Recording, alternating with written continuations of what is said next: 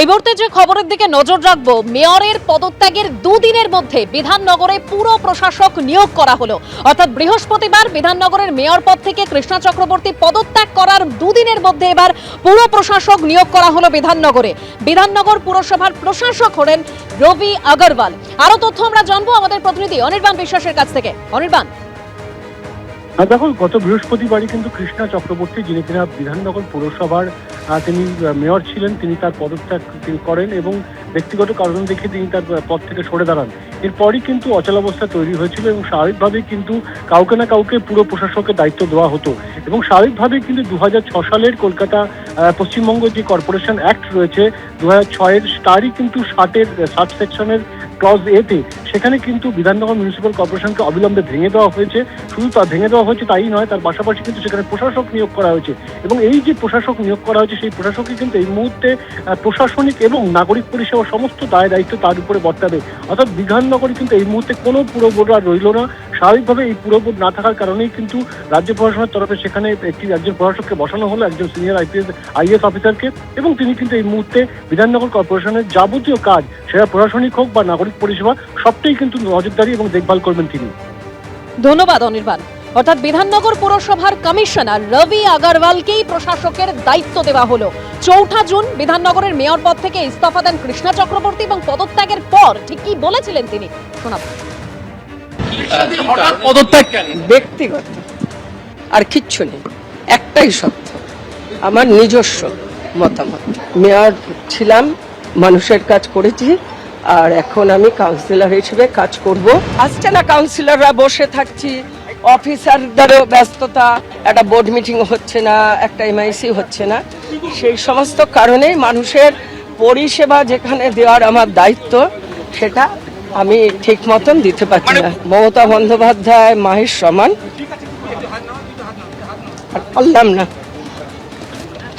মানুষের সঙ্গে প্রতারণা করতে পারবো না।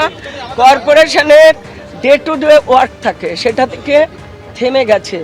মানুষের কাছে আমি প্রতিশ্রুতিবদ্ধ ছিলাম, তাদের পরিষেবা পরিপূর্ণভাবে দেব।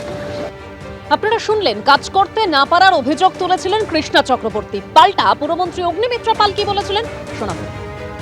রিজাইন করাটি এটাই সময় ছিল, কদিন বাকি বর্ষাকাল, সেখানে কি তাদের উচিত ছিল না আজকে আমাদের সাথে কাঁধে কাঁধ মিলিয়ে, নতুন সরকারের সাথে কাঁধে কাঁধ মিলিয়ে কাজ করা? কাজ করতে কেন পারবেন না? আমরা তো গতকালও আপনারা দেখেছেন নবান্নে সভাঘরে মাননীয় মুখ্যমন্ত্রী মিটিং নিয়েছেন, সেখানে আমাদের বিরোধীদের বহু নেতা ছিলেন প্রেজেন্ট। কেন বলছেন যে কাজ করতে পারছেন না? উনি আমাকে বলতে পারতেন।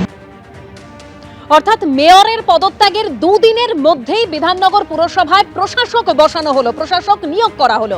তবে প্রশ্ন, কলকাতা পুরসভায় কি হতে চলেছে? কারণ ফিরহাদ হাকিম তিনি ইস্তফা দিয়েছেন। মেয়রের পদত্যাগ কেন ভাঙা হবে না পুরো বোর্ড? 3 দিনের মধ্যে জবাব চেয়ে পুরসভাকে রাজ্যের তরফে নোটিশও দেওয়া হয়েছে।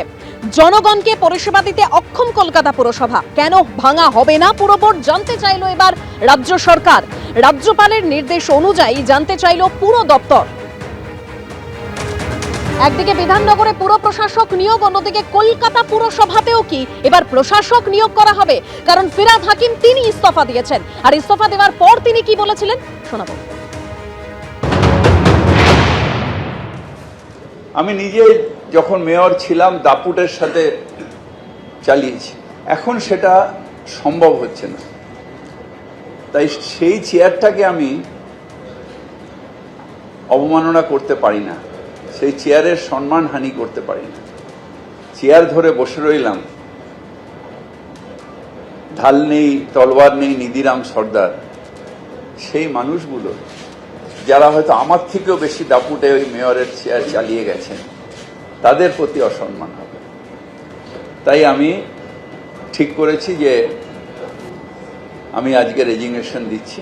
অনেকে ক্রিটিসাইজ করবেন, অনেকে অনেক কিছু বলবেন, কিন্তু স্বচ্ছভাবে পৌরসভা চালানো এবং মানুষের প্রত্যাশা পূরণ করা, এটাই কাজ। নতুন সরকারের কাছে, মুখ্যমন্ত্রীর কাছেও আমার আবেদন, মানুষের প্রত্যাশা পূরণ করা। আমি এই চেয়ার আজকে খালি করে দেব। দলের তরফ থেকে আমি পারমিশন চেয়েছিলাম আমাদের নেত্রীর কাছে, তিনি কয়েকদিন আগে আমায় বললেন যে সসম্মানে, আমি বলেছি আমি সসম্মানে চলে যেতে চাই, তার কারণ এই চেয়ারে বসে যে কাজটা আমি করেছি এখন চেয়ারের অমর্যাদা হচ্ছে। উনি আমাকে বললেন ঠিক আছে। আর এই পদত্যাগ প্রসঙ্গে ফিরহাদ হাকিমকে কটাক্ষ করেছেন পঞ্চায়েত মন্ত্রী দিলীপ ঘোষ। তিনি বলছেন ড্রামা মমতা বন্দ্যোপাধ্যায়ের থেকে শিখেছেন, কিছুদিন ড্রামা বন্ধ রাখুন। উনি ঠিক কি কি কথা বলেছিলেন ভিডিও দেখে নিন, শুনুন। এতদিন কি উনি মাটিতে বসতেন নাকি ভরতের মতো খড়ম রেখে পুজো করতেন? ড্রামাটা দিদির কাছে শিখেছেন তো। কিছু না বলে চুপচাপ থাকুন, আপনাদেরকে লোকে 15 বছর দেখেছে, সমস্ত কিছু লোকের মনে আছে। কি কি ডায়লগ দিয়েছেন, সেই ইঞ্চি সাইজ থেকে ফুট সাইজের নেতা, তাদের ভাষা, তাদের ভিডিও দেখে নিন আপনি। কি অহংকার, মানুষকে, আইনকে ডোন্ট কেয়ার করে একদিন করেছেন। তো যারা ওখানে সকালবেলা হত্যা দিতেন ওই বাড়িতে, আজকে উল্টো মুখে উল্টো কথা বলছেন। আজ ধরে নিন রেজাল্টটা 21-এর মতো না হলেও যদি 1500-200 সিট পেয়ে টিএমসি সরকারে আসতো, তাহলে কি এই লোকেদের এই কথা শুনতাম আমরা, নাকি এই পদত্যাগের প্রতিযোগিতা হতো? তো আজকে যারা একদিন ভোগ করেছেন, সুবিধা নিচ্ছেন, এই সমস্ত অপরাধের এরাও ভাগী। একা মমতা ব্যানার্জি অপরাধ করেছেন, অভিষেক ব্যানার্জি অপরাধ করেছেন নয়, অপরাধ তো এরাই করেছে। এদের হাতে রক্ত লেগে আছে, এদের হাতে পাপ লেগে আছে। সবাইকে একই দৃষ্টিতে দেখতে হবে। অন্যায় যে করে আর অন্যায় যে সহে যেমন না, সেরকম অন্যায় যে দেখে আর অন্যায় যে করে দুটোই সমান দোষী, সবাইকে সমান সাজা দেওয়া উচিত। পরিষদীয় দলে বিদ্রোহ, সংসদীয় দলে যে কোনো মুহূর্তে ভাঙনের সম্ভাবনার মধ্যেই অভিষেক বন্দ্যোপাধ্যায় তিনি দিল্লি পৌঁছলেন।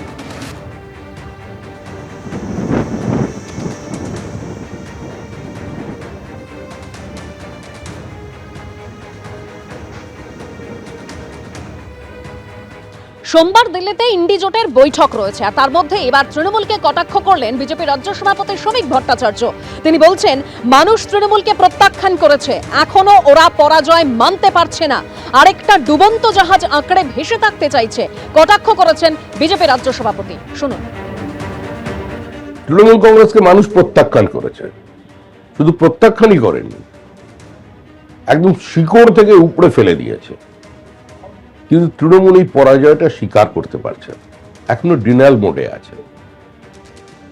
আরেকটা ডুবন্ত জাহাজ ধরে বেঁচে থাকতে চাইছে, প্রাসঙ্গিক হতে চাইছে। বাস্তবে এটা সম্ভব নয়।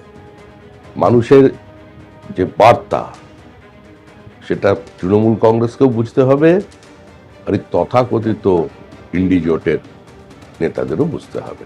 তৃণমূলের পরিষদীয় দলে কি আরো ভাঙন? নবান্নে বৈঠকে যোগ দিয়ে ইঙ্গিতপূর্ণ দাবি করেছেন বাগনানের তৃণমূল বিধায়ক। তিনি বলছেন যে তথাকথিত অনেক বড় মাছ যোগ দেবেন, দেখতে থাকুন, আগামী দিনে আরো অনেকে যোগ দেবেন, সোমবার দেখুন। আজ নবান্নে বৈঠকে যোগ দেন তৃণমূল বিধায়ক রথীন ঘোষও। আপনাদের যে ব্লক বিধানসভায়, সেখানে ঋতব্রত বন্দ্যোপাধ্যায়ের সাথে কথা হয়েছে কোনো আজ আসার ব্যাপারে? যে আমার সঙ্গে এইমাত্র ঋতুদার কথা হলো। ঋতুদা আজকে আসতে পারবে না, মানে উনি এই ধরনের সংক্রমণ ব্যাপারে একটু ব্যস্ত থাকবেন। আপনারা আগামী দিন দেখবেন আরও বেশ কিছু মানুষ আমাদের সঙ্গে আগামী সোমবার দিন যোগ হবে। এই হচ্ছে কোনো সংখ্যা আনুমানিক যে দেখতে থাকুন, সোমবার দেখতে থাকুন। অনেক তথাকথিত বড় মাছ অনেক জয়েন, দেখতে থাকুন। Wait and see. মমতার সঙ্গে থাকার কথা বলে এবার ইঙ্গিতপূর্ণ পোস্ট করেছেন বেলেঘাটার তৃণমূল বিধায়ক কুণাল ঘোষ, এবং সেই পোস্টে তিনি উল্লেখ করেছেন যে মমতার সঙ্গে আছি, কিন্তু বারবার একই ভুলের সঙ্গে নেই, বিশ্বাসঘাতকতাতেও নেই। ঘরে বাইরে কান, চোখ, মস্তিষ্ক, হৃদয়, মুখের পূর্ণ ব্যবহার চলবে। মমতার সঙ্গে থাকার কথা বলেও ইঙ্গিতপূর্ণ পোস্ট করেছেন কুণাল ঘোষ। ত্রুটি সংশোধনের বদলে ভুল চলতে থাকলে চোখ বন্ধ করে থাকবো না। এখনো বিভিন্ন জেলা থেকে অনেকে অনেক কিছু বলছেন, তা শুনছি, শুনবো। বিভিন্ন জেলা থেকে ছাত্র যুবরা বসতে অনুরোধ করছেন, তাদের সঙ্গে বসবো, সবার সঙ্গে কথা বলবো, তারপরে বিষয়টি দেখা যাবে।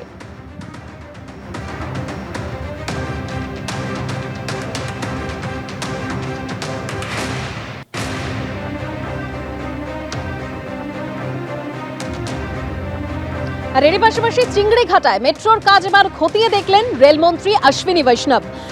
চিংড়িঘাটায় মেট্রোর কাজে বাধা দিয়েছিল আগের সরকার। হাইকোর্টের নির্দেশের পরেও সহযোগিতা করেনি আগের সরকার। উন্নয়নের বিরোধী ছিল আগের তৃণমূল সরকার, অভিযোগ করেছেন রেলমন্ত্রী অশ্বিনী বৈষ্ণব।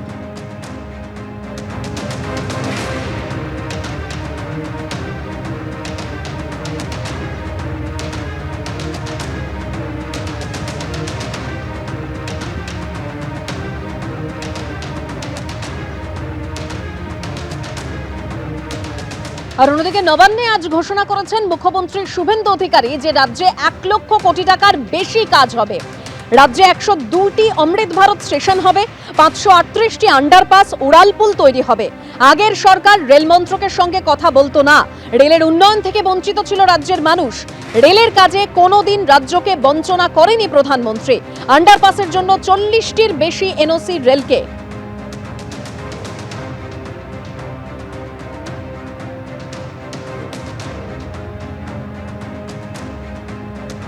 আজকে আপনাদের খুব খুশির খবর যে আমাদের এই মিটিংয়ের যে আউটকাম হবে তাতে পশ্চিমবঙ্গে রেল সেক্টরে 1 লক্ষ কোটি টাকার বেশি কাজ হবে। ऑनरेबल एमआर माननीय अश्विनी वैष्णव जी मुझे कमिट किया है, ये पूरा रुपया रेडी है, 1 लाख करोड़ रुपया हम लोग तुरंत ये काम करूँगा। এতে 102টি নতুন আমাদের অমৃত ভারত স্টেশন মডার্নাইজেশন হবে, আধুনিক মানের হবে এবং 538টা ফ্লাইওভার এবং আন্ডারপাসেস হবে। ইটস এ গ্রেট অ্যাচিভমেন্ট, একটা বড় অপরচুনিটি আমাদের ছিল। আগের সরকার রেল দপ্তরের সঙ্গে কথা বলেনি, রেলওয়ে মিনিস্টারের সঙ্গে যোগাযোগ করেনি। অনারেবল রেলওয়ে মিনিস্টার অনেকবার দিদেন সিএম কে চিঠি করেছেন, রেল বোর্ড চিফ সেক্রেটারিকে চিঠি করেছেন, বাট দে নট রেসপন্ডেড, মানে ওরা কোঅপারেট করেনি, চিঠির উত্তর পর্যন্ত দেয়নি। রেলের উন্নয়ন থেকে রাজ্যের মানুষ এতদিন বঞ্চিত ছিল, অর্থাৎ প্রাক্তন তৃণমূল সরকারকে নিশানা করেছেন মুখ্যমন্ত্রী শুভেন্দু অধিকারী। অন্যদিকে রেলমন্ত্রী অশ্বিনী বৈষ্ণব তিনি আজকে যখন এই চিংড়িঘাটার মেট্রো প্রকল্পের কাজ খতিয়ে দেখতে যান সেখান থেকেও তৃণমূলের সরকারকে অর্থাৎ প্রাক্তন সরকারকে নিশানা করেছেন তিনি। কি बलेছেন তিনি শুনুন।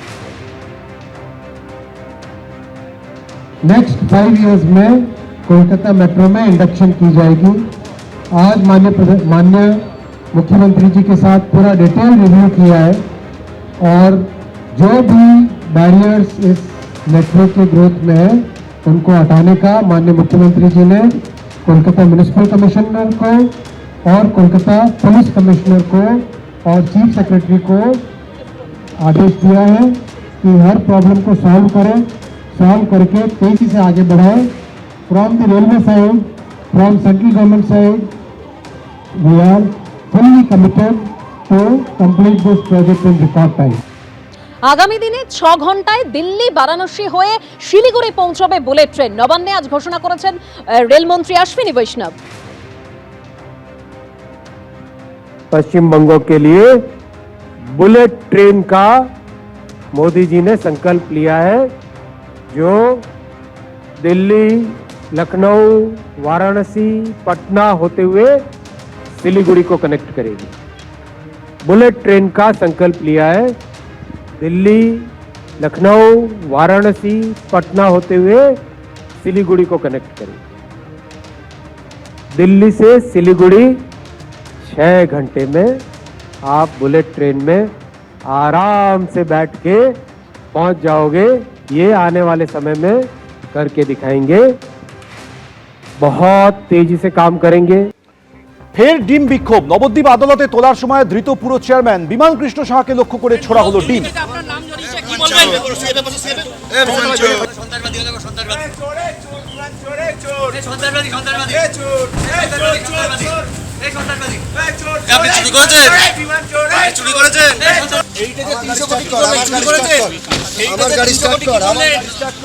নিয়োগ দুর্নীতিতে আপনার নাম জড়িয়েছে, কি বলবেন? পৌরসভায় নিয়োগ দুর্নীতিতে একটা অভিযোগ।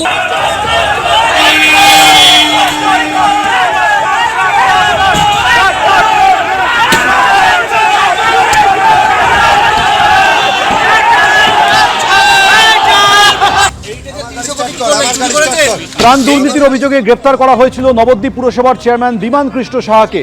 আজ কোর্টে তোলার সময় ধৃত তৃণমূল নেতাকে লক্ষ্য করে ডিম ছোড়া হয়, দেওয়া হয় চোর চোর স্লোগান।